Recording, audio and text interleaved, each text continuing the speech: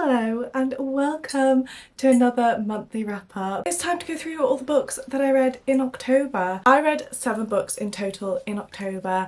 I started my 8th book, but I will include that in my November wrap up as I haven't finished that one yet. But we're going to talk about some books that I did end up finishing. I had a very thriller heavy month, which I'm not complaining about because I am very much a thriller girl at heart. I had 4 thrillers altogether, 1 classic and 2 romance. The first book that I read in October was The Mother by T.M. Logan. This is like a mystery thriller. It basically follows a woman who has just been released from prison, and she's basically been in prison for the past 10 years because she was found guilty of murdering her husband. But she swears that she didn't do it. And it basically follows her being released from prison and trying to prove that it wasn't her that night that actually murdered her husband. And she's got 2 sons as well that she really wants to get back and build a relationship with them. So that's kind of her motive behind proving that she's innocent. This I found very, very slow paced. I just felt like I really wasn't that gripped throughout the whole thing. I feel like the plot was really, really stretched out. And there were so many times when we were with her that we were being led down the wrong path as kind of like red herrings, but it happened so often and never led to anything, and it was kind of frustrating to read because it felt kind of pointless. And also there was very much a point made in here where, because she spent the last 10 years in prison, that she's meant to be quite street smart, but then some of the things she didn't show that at all. And I was like, that just doesn't make sense. Why would you do that? And I felt like I still had questions at the end of this as well. And overall, it just wasn't for me. It just wasn't for me. And I ended up rating this 2 stars. Then I moved on to The Cinnamon Bun Bookstore by Laurie Gilmore. This is the second one in the Dream Harbour series. The first one is The Pumpkin Spice Cafe. And first of all, I felt very misled by this book, just by the title of it and the vibe of this front cover. I really thought it was giving major autumn vibes. But this was actually set in summer. And I felt like through the whole book I was waiting for the seasons to change because I thought maybe the first half or something would be set in summer. No, it's literally all set in summer, and I felt very misled by that because I literally picked it up in October hoping for an autumn kind of read. But nonetheless, it was still a very, very cute read. I feel like these books are perfect if you just need a really bingeable, easy, kind of palate cleanser style book. I found The Pumpkin Spice Cafe was like that as well. It's just, you're just there for the vibes. It's just got such good autumn vibes. It's just the perfect thing to read if you want to feel more in the vibe of whatever season you're in. So I think this would have been really good to read in summertime, but it still was a really cute read and a nice little palate cleanser book. This basically follows Hazel, who's about to turn 30, and she's feeling very kind of stuck in her life and just like she's living the same day over and over again, and she runs the Cinnamon Bun Bookstore. And one day she finds a book that's been misplaced and it's on the wrong shelf, and then she finds something that's been highlighted in that book and left as kind of like a clue, a little note, and she decides to follow these clues. And she meets Noah, who's a fisherman, and he basically makes a little deal with her that they're gonna have the best summer ever. They're gonna create like their own summer of fun, and together they're gonna follow this little scavenger hunt, these little clues that are left in these books, which I really liked that whole concept. I thought it was really cute and a really nice way to kind of get them doing things and like going on dates. It's also a bit of a mystery because who is leaving these notes and these little clues? I don't feel like I have that much to say about this. It's just a really cute, easy read, and I like the way Laurie Gilmore writes. I think even though it's in third person, it still feels very kind of immediate, and it's not a hard book to read in third person, if that makes sense, because I feel like sometimes third person you can feel very kind of distant from it, but this one, just because of the way it's written, is so immediate and really easy to read, and it's just very cute. It's just very cute. But be warned that this is a summer book, not an autumn one. Gutted. I was gutted. But I'm so excited for The Christmas Tree Farm. So excited for that book because I just feel like that's going to be the perfect cozy Christmassy book. I cannot wait. I cannot wait. Oh, and I rated that one 3 stars. Next up, I read Frankenstein by Mary Shelley, which is my first classic that I've read this year. I literally said at the beginning of the year that I really wanted to get into more classics, and I've only read 1. I know. I'm hoping to read at least 1 more by the end of the year, but I don't know what happened, okay? I don't know what happened. This is like a gothic horror fiction. It basically follows Frankenstein, who is a doctor, and he basically creates this being and then he really regrets it and he basically thinks that he's created this monster. And it follows how he got to that point of creating this being, and it also follows the monster and his kind of experience in this world with humans. And I actually didn't expect it to be as kind of heartfelt as it was. There is just something about it that I just really connected with when the monster was like talking about his experiences, and I don't know.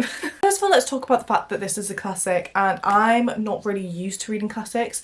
The only time that I have is for school or for college. I did English lit at college, so I read classics then. But this is the first classic that I've chosen out of my own time and like my own choosing to read this book. I actually enjoyed it a lot more than I thought I would. To start with, I did struggle with the writing a bit, and I did feel like I was kind of stumbling over the words, like I didn't know what anything meant.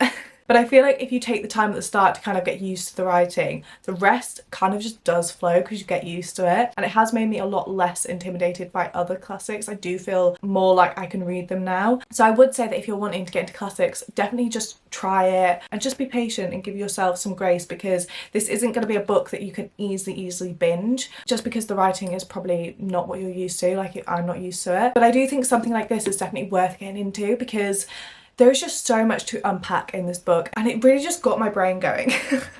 And I really was just thinking of different concepts in different ways and different elements of the world, and it's still very much relevant now. And I think that's what's so timeless about it. I think there was a lot that I took from this book that I didn't expect to, and just the way some things were written, or some ideas or some feelings were just very kind of deep and just really made you think. And that's what I really enjoyed about this. I do also think this book is perfect for this time of year, especially during October, because it does have kind of a creepy, eerie feeling, especially with all the explanations to like the weather, and it's very kind of like stormy and windy, and it's just had a real kind of gothic feel to it. I will say that the horror side, I didn't really find this to be the kind of horror that I associate with horror. I don't know whether that's just because times have changed and whether back then this would have been like a horror story. But when I think of horror, I don't think of this, and I wouldn't necessarily categorise it as horror for present time. I think it's definitely more of sort of a thriller, gothic kind of tale. As for rating, I really don't know what to rate this. I said this in one of my vlogs actually, but I think I kind of need to read another classic to kind of compare it, because I have nothing to compare this against. Like, I enjoyed it, got me thinking about things slightly differently. There's a lot to talk about and unpack in this book, but I just don't know what I'd rate it. So for that reason, I didn't actually give it a rating, which I know is kind of annoying. I just feel like I don't know. I don't know what I'd rate it, to be honest. So they're my thoughts on Frankenstein. Then I read Let's Split Up by Bill Wood. This is a YA mystery. It basically follows this big manor house where there's said to be a ghost going about, and one night in this manor house this couple go in and they don't end up coming out, and this news breaks around the town that the ghost is at it again, that the ghost has killed 2 people, and this group of friends basically decide to take it into their own hands, go to the manor house, investigate, have a look around and try and work out what actually happened and if this legend of this ghost is true or not. This one was just a bit of spooky fun. I feel like it was perfect to read in October, and it was a really quick and easy read. I will say that this is very YA written, and I was quite surprised actually how young the writing style felt, which is not a bad thing, but it's just something to be aware of, because I know not everybody really gets on with YA writing, and I feel like this is definitely one where you notice that it's YA written. The first half of this I was really enjoying, because I liked the whole idea of this ghost and the manor house, and I liked that we were following a group of friends that were going to investigate. But I don't know what it was about the second half, it just kind of fell a bit flat for me. I think it was quite predictable, and I felt like I still had some questions, and there were some really obvious kind of clues that were given that the group just kind of ignored, and I feel like it was just kind of overlooked. And then at the end I just didn't get the answers to some of the questions that I really wanted. But overall it was just a bit of spooky fun, and I gave it a rating of 2.5. Then I moved on to a little satirical novella, and I read The Widow's Husband's Secret Lie by Freida McFadden. This is my first Freida McFadden novella that I've ever read. I think she has a couple others as well, and this one was interesting.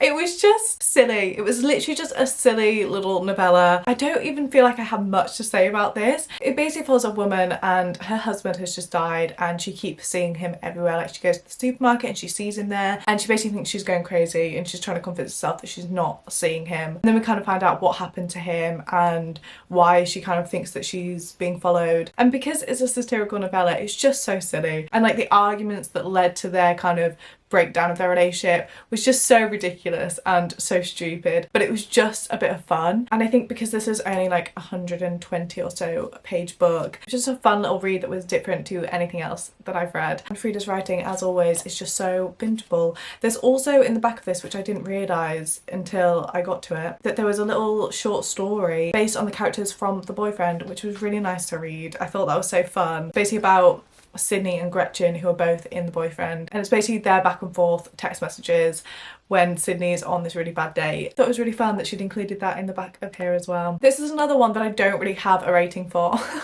I feel like I just can't rate this book. I don't know why. It's just a bit of silly, light-hearted fun, and I don't feel like it needs a rating for it. And then I moved on to The Maidens. This is a dark academia psychological thriller that's kind of inspired by Greek mythology, and this is the same author as The Silent Patient, and I absolutely love The Silent Patient. It was one of the books that got me into reading, and it's one of my top psychological thrillers probably of all time. So I was really excited to see what this one was like. This one is set at Cambridge University and it follows this kind of exclusive society called the Maidens, and one of these maidens has been murdered, and Zoe, who is also at the university, rings her aunt, and her aunt Mariana is basically the main character in this book. We follow her going back to Cambridge University to help her niece, and Mariana kind of ends up getting swept away with this case and working out who is basically doing this to the Maidens. This one I found was a lot more slow paced than I thought it was going to be. After having read The Silent Patient, I found this one a lot more slow paced. It did definitely pick up the last sort of 100 or so pages, and I felt like